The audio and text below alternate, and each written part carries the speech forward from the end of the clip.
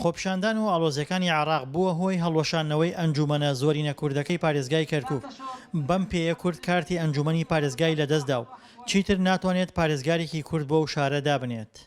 بەڵێ زۆر بەداخەوە یعنی کێشەکانی ناو ماڵی کورد ئەو بوو ئەگەر ئێمە پارتی وەکو کە باس کراوە ئیتفاقمان لەگەڵ یەکا کرد یعنی هەوڵ بدرایە بەجددی بواین ئەمە توانی مەحافزێکی کوردانین ینی لەبەرەوەی کە ئێمە ینی بە زیاتر دوور لە مەسائلی قومی مەسائلی حیزبیمان بەلاوە زۆر گرنگ بوو بۆی کە ئەم حیزب زاڵ بێ بەسەر ئەو حیزبە هەر بۆیە بەداخەواڵێم ینی مەسایلی قومیەکە بەلاوەنرا. دوای هەڵوەشانەوەی ئەنجومەنی پارێزگاکانی عێراق یەکێتی نیشتیمانی پارتی دیموکراتی کوردستانی بەدەستی پێکردن تۆمەتبار کرد لە مەسەلەی دانانی پارێزگارێکی کووردا بۆ کەرکووک، بەڵام پارتی ئەمە ڕەت دەکاتەوە.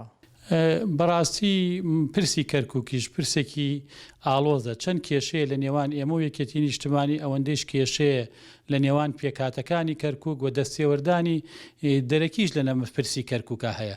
ئەلبەتە ئێمە لەگەڵ ئەوە بووین پارێزگارێکی کورد بۆ کەرکووک دانرێ بارودۆخەکە ئاسایی بکرێتەوە، بەڵام لەو دانوستانانەی لە نێوان وەفدی کوردی و پێکاتەکان لە بەغدا ئەنجامدرا لەسەر کاندیدەکە ڕازی نەبوون.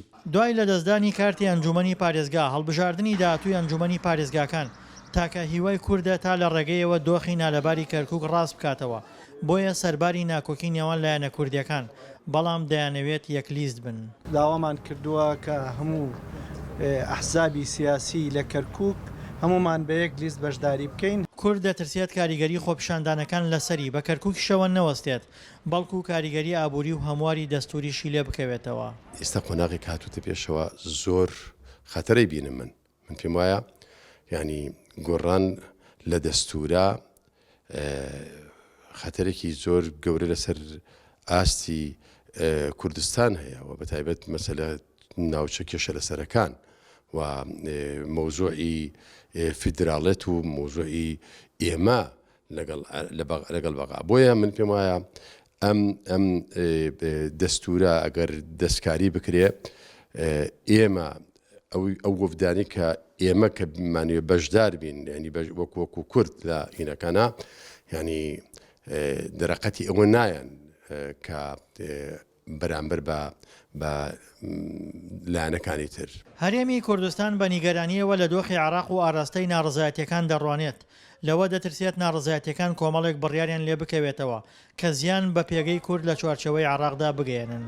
دڵشاد ئەنوار، دەنگی ئەمریکا، کەرکووک.